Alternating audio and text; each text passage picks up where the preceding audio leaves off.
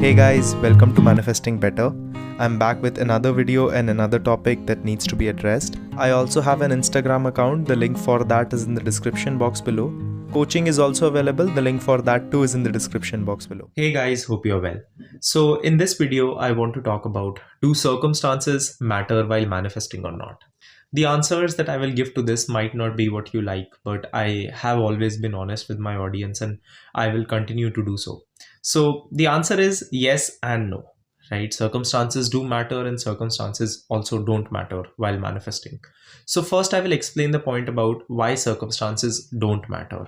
And then I will get to the point of, if circumstances matter, why do they matter? And how can we actually overcome that? So watch the video till the end. You will get a lot of value from this. I will try to make it as concise as possible because I want to just directly explain the points. This video is going to be in points, right? So I will just directly get into it. So let's just start. So first, why do circumstances not matter? I think we have all seen this and heard this statement a lot. So circumstances don't matter. And honestly, like any person who has been teaching manifestation or any kind of self-help to you has been talking about this, that circumstances don't matter. I have made multiple posts about this. I have also made multiple posts about the topic on what to do if you feel your circumstances are very difficult. I will link the video down that I recently made about it so that you can understand this topic in detail there too. The reason circumstances don't matter is because they never have. Now, what that means is, if you look through your progression of life, right? Um, let's say you're a 25-year-old.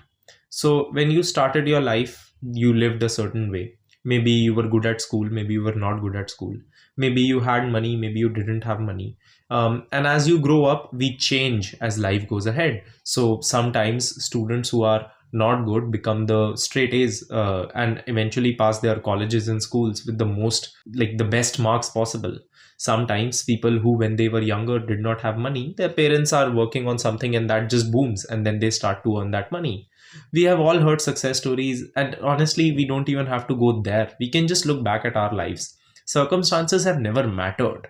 Everything that you have ever thought is permanent has never been permanent. Eventually, all that it comes down to is the patience that you practice in the middle of it and what you can learn from the circumstances when they are there.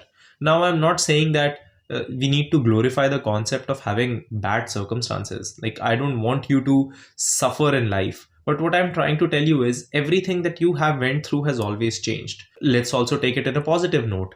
Maybe you were in a relationship before, you got into that, then it did not work out, then you got into that again. There are thousands of people on Instagram. I have 12 success story highlights. That means around 1200 stories where I have talked about successes of people and how they have achieved what they have wanted in their manifestations. I have more than 30 videos here on Instagram about success stories. So circumstances don't matter because they never have. Anything that we have considered to be permanent has not always been permanent. It has been ever changing. If just look back at the trajectory of your life and you will see that. That's the first point. Second, if it has changed for other people, it can change for you too. I read this one statement. I don't know who wrote it, so I will paraphrase it here. But this person said, there have been people in your life with worse circumstances than you who have gotten better results because they persisted. Right? And this person meant it in a motivational fashion, that people who have had shittier circumstances than you have still gotten the life that they wanted because they persisted into it. So why cannot you? Like, what inherently makes you different? Right? Nothing, because you are a human being, they are a human being. Now, there are things that come in the middle, which I will talk about in the next segment of this video. But eventually, if you will see, things have changed for other people. So why cannot they change for you too? The thing is that the reason that we put so much emphasis on circumstances is because we have so many personal feelings attached to it. How many times has it happened that one of your friends was very nervous about something? It can be a relationship, it can be a scholarship, it can be this job that they wanted. And in your heart, if you just see that person, you know that they are going to make it. And you sometimes know that when they are not, but that person is in doubt. The reason why we are able to see it from that perspective and they are not is because they have personally invested emotions into that thing, and you are only looking at it from a logical point of view where you have seen things change for thousands of people and where you can see things change for them too. And the best thing about this is that you believe this too. That is the reason that you are here in this journey, right? You wouldn't spend your time doing something if you did not even have 1% hope that it would work. Some part of you actually believes, and all that you need to do is you need to find that part of you and cling on to that, which tells you that circumstances won't matter, because there is this hope inside of you that if things have changed for other people, things can change for me too. Now, I will give you an example, and this example will include on how you can actually sense that when you change, people around you change too. Just a random example. This is an exercise I was doing with one of my clients.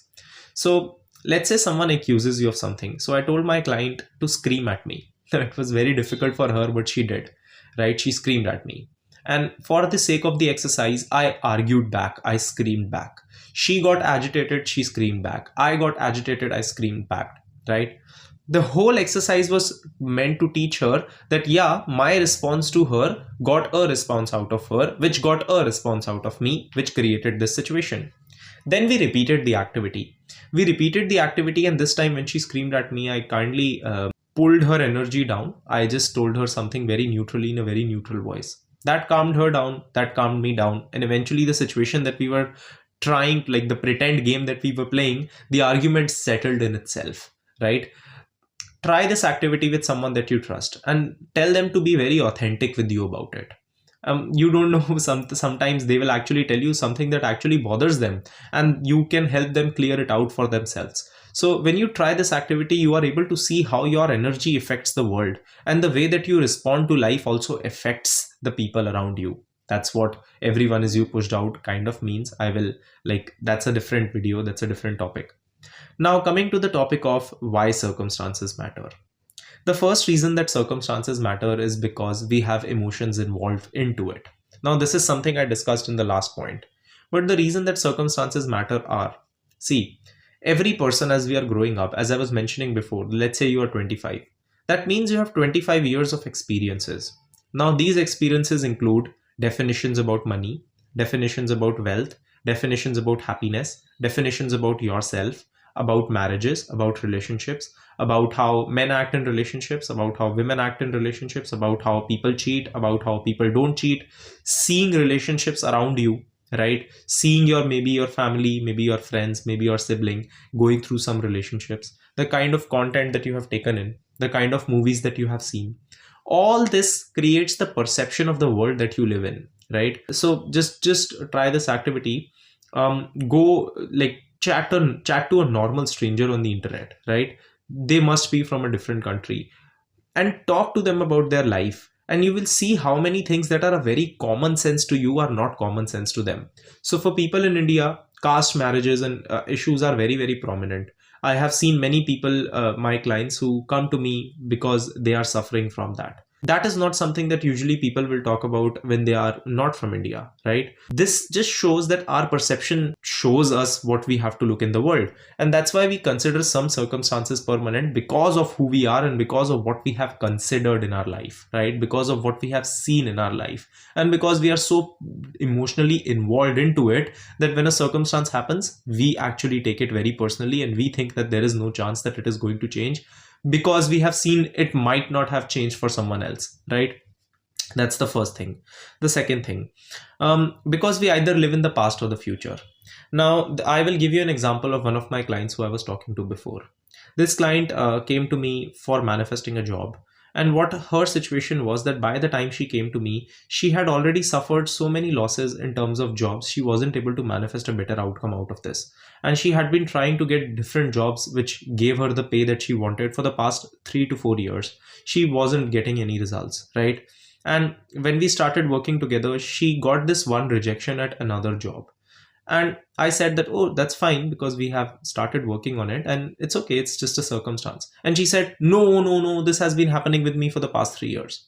Now, this is where the past comes into the play. Now, what she did here was that instead of looking at this as an isolated event where she's also changing, so of course, if things are happening, she can respond to it differently. She was just changing, but as soon as the circumstance came, she connected it to the past. She made that past a pattern. She reacted to it.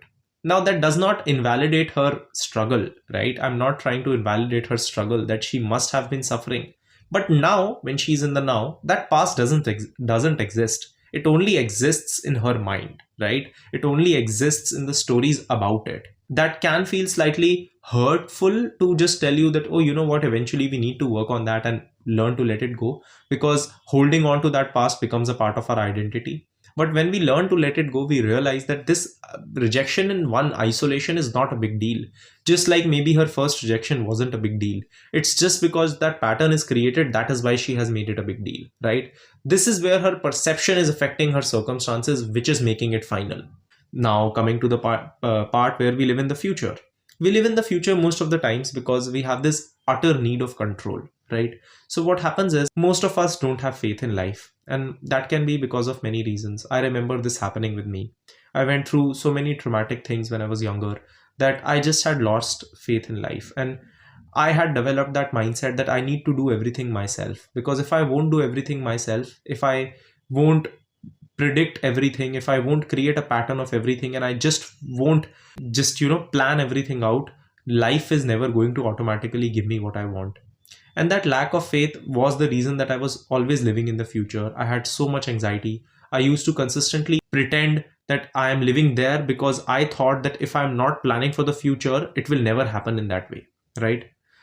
For people who are living in the future, they are always going to struggle with the how, because they are trying to micromanage the how. This is where the concept of faith comes in. Faith is not faith in God. You can have faith in anything. You can call it subconscious, universe, source. As I have mentioned in my previous videos, I call it source. But when you're having faith in that thing, what you're having faith in basically is the idea that every day since I have been born, I have woken up. Every day I have had food to eat. Some days have been difficult than before, but that faith in something is something I already possess. I already possess faith in the unseen because I'm planning for tomorrow. If I am texting someone and saying I will meet you tomorrow, I am having faith in the fact that I will wake up tomorrow, right? So I do have faith. I just don't have faith enough to actually consider that life can be good. This is where general assumptions come in, that life will work out for me, everything will go good for me. Building that up will be very helpful for you in that moment. And you won't have the need to consistently control the how, control the middle, because you would be living in a place where you would have the trust and the faith in knowing that that would be taken care of for me. Just like I have woken up every morning, I will also be going through this in a good way, right? The next thing, and this is where most people get stuck. Every time there is an inconvenience, people call that circumstance final and start reacting to it. And this only indicates that their change was not actually change. Their change was only limited as long as things were convenient. So they were actually persisting not for persisting, they were persisting based on that convenience, right? And as soon as that inconvenience came, they lost all that faith, they lost all the processes that they were doing, they let go of the new identity and went back into the comfort of the old one. Hence their circumstances keep repeating, because your mind is not a fool. It knows that every time there is going to be a circumstance, this person is going to react. So why change? Why even pretend to change when I know that that change is not for everything? It is just based on convenience when things seem to be going good. And if we are only going to be persisting when things are going to feel good, then we are not actually persisting. We are pseudo persisting. We are pretending to persist. That's pseudo self-concept, not actually self-concept. So circumstances don't matter to you if you are going to be persisting and if you actually take the things that I said into account. But circumstances will matter to you if you are going to consider everything as final, if you are going to live in the past, if you are going to live in the future, and if you are going to let each and every inconvenience stop you from persisting. That's not who you have to be anymore, because you have the ability to respond differently, if nothing, in this current moment. So I hope this helps. The next video is going to be a SP and a job success story. It's coming on Tuesday. I will see you guys there and hope you have a good day. Click the like button if you liked the video. Subscribe and turn the notifications on for more such content. Comment down your video suggestions and I will see you guys in the next one.